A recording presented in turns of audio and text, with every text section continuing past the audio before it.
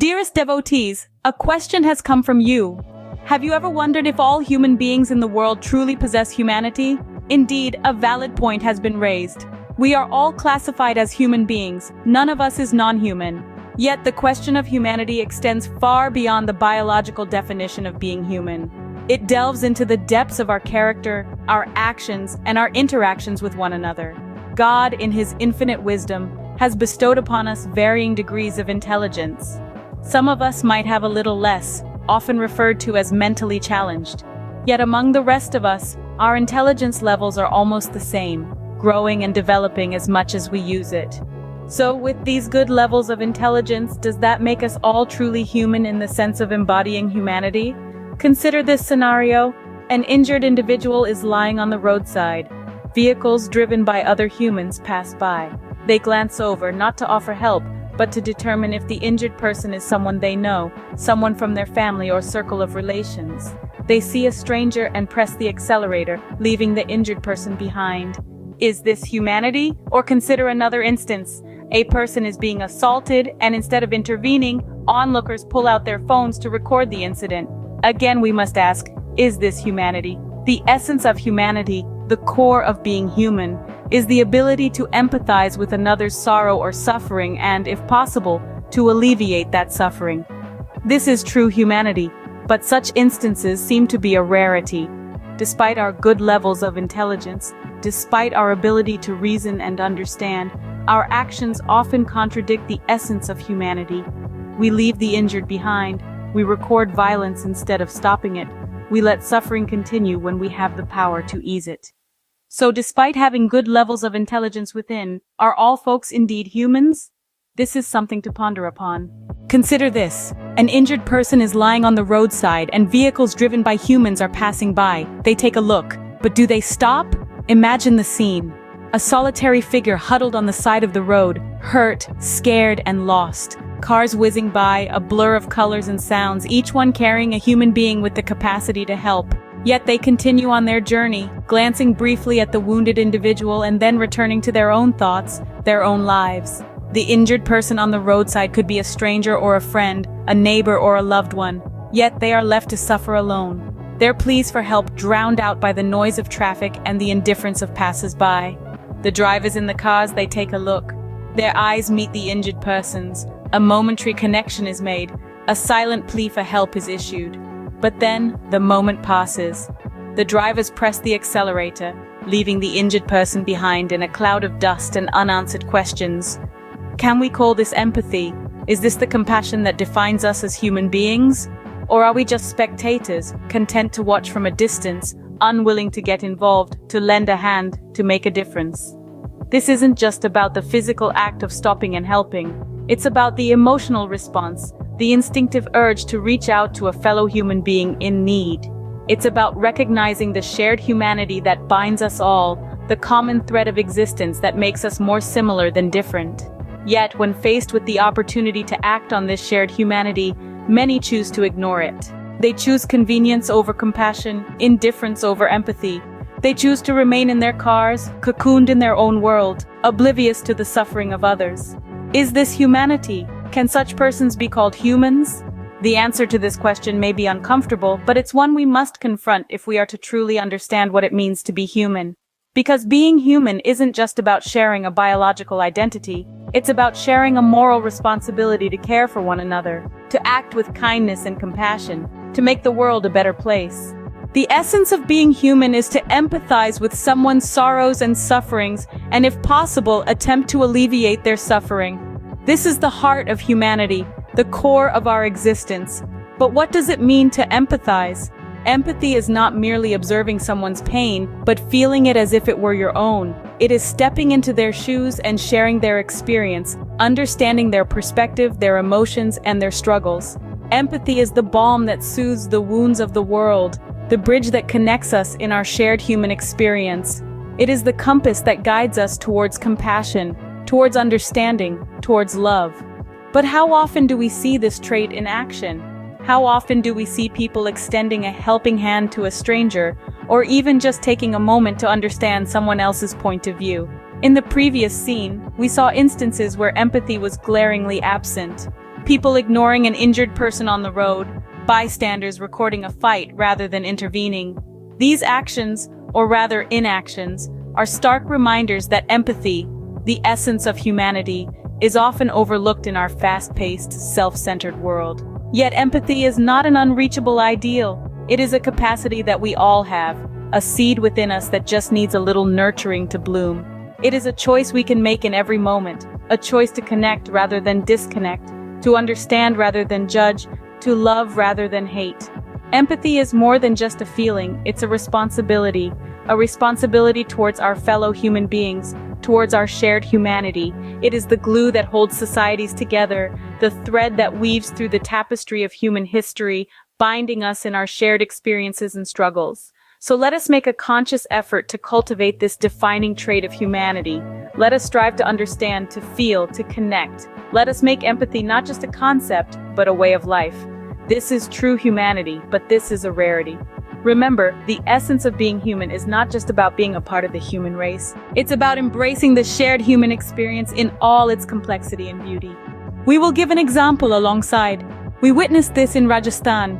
In this arid landscape, a common sight is the blue bull, or nilgai, a large antelope native to the Indian subcontinent. They often roam the farmlands, much to the dismay of the local farmers who see them as a nuisance. To deter these creatures, the farmers erect boundaries made of barbed wire around their precious crops. One day we observed an unfortunate incident. A blue bull, in its haste to escape an approaching farmer, tried to leap over a barbed wire fence. It didn't make it unscathed. A sharp wire cut across its face, leaving a deep, bleeding wound. Our hearts ached at the sight. We followed the injured blue bull, curious about its fate. We traced its path to a valley surrounded by mounds of sand, a place the locals called jonk.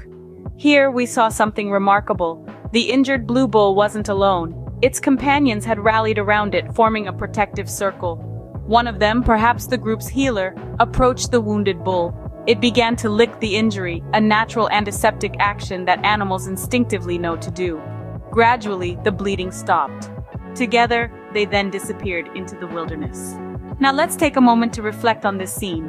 These animals, often dismissed as pests, showed a level of empathy and care towards their injured companion that would put many humans to shame. They didn't abandon their friend in its hour of need. They didn't simply observe from a distance. They acted, they helped, they healed. Remember the stories we shared earlier?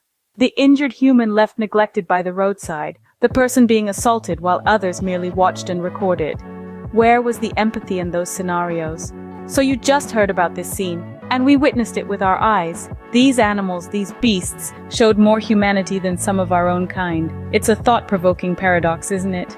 And just before this, what did we tell? That a human being was lying injured on the roadside, and fellow humans would accelerate their vehicles despite seeing him.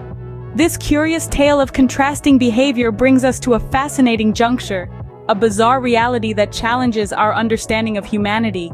It's a stark mirror reflecting the depths of our actions, the essence of our being, and the capacity for empathy within us. We've just discussed the shocking indifference displayed by humans towards their own kind, a stark departure from the compassion and empathy that we often associate with our species. The injured individual on the roadside, left unaided by passing humans, stands as a poignant symbol of this lack of empathy.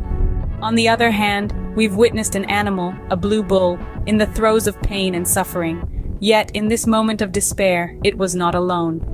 Its companions rallied around, licking its wounds, trying to alleviate its pain. Even in their primitive understanding of the world, these animals displayed a level of empathy and compassion that seems to elude many of us humans. So we are left with a curious dichotomy. While we, the so-called superior beings bound by our shared humanity, often fail to exhibit the very traits that define us, the animals whom we consider inferior seem to be more in tune with these humane values. Isn't it a paradox? Isn't it a bizarre reality? We are left to question who truly embodies humanity. Is it us, the humans, who often turn a blind eye to the suffering of our own kind? Or is it the animals who, despite their rudimentary understanding of the world, display a deep sense of empathy and compassion? So we leave you with this question, a question that challenges our understanding of humanity and forces us to introspect. Now please tell whether a human should be called human or beast. Beast, which means animal, they display empathy. They are supporting each other. But on the contrary, humans are accelerating their vehicles despite seeing. He is driving away his vehicle.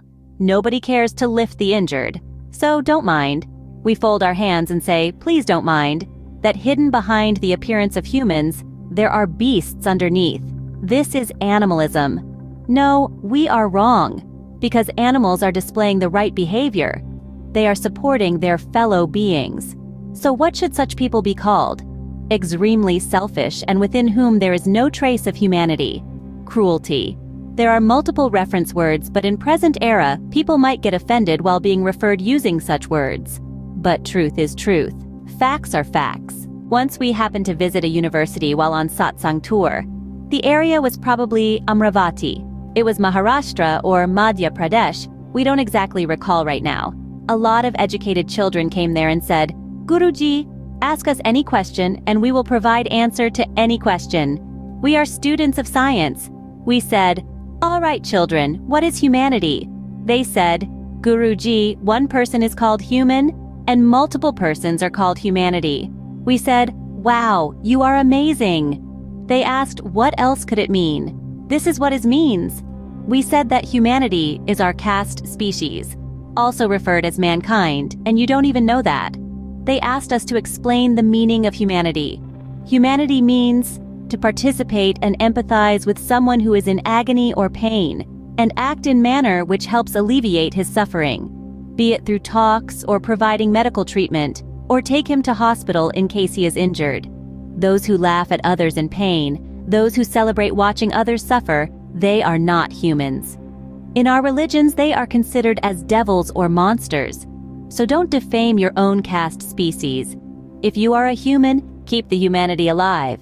And humanity will stay alive when the deeds performed will align with being human. There are many karmas. As observed, our religions consider humans to be superior most. Human beings have been called supreme. Why? As humans eat, so do other beings and animals. Humans procreate, and so do animals. Humans make their homes, so do birds, animals, and other beings. Then why did the religions call him supreme? What for? There are many more aspects. In many aspects, animals are better. When alive, animals' fecal matter serves as fertilizer. Milk produced by them is consumed by humans and used. And post-death, their bones and skin are also utilized in one way or the other. But with respect to humans, even disposing and taking care of the fecal matter is a grave concern. A lot is being tried and done for processing sewerage, etc., but is indeed difficult. And on the other hand, animals' fecal matter is put into fields, and it enhances the crop yield drastically. For e.g., cow is regarded as mother. And we had referred to it day before yesterday as well, that the cow dung was applied as floor coating back in days when there were mud houses and ovens in Rajasthan. We witnessed our own mother doing so, and we saw many other people as well. Those who had clay ovens, etc. did so. But why? That's because it would eliminate the bacteria and virus. But you are well aware that nobody even likes to stand near the area where there is human fecal matter. So in this aspect, animals surpassed humans. What would it mean if the essence of humanity could be distilled into a single word, a single concept? Is it possible that all our complexities, emotions, and intellect could be reduced to a solitary idea? Let us embark on a journey to explore this profound thought.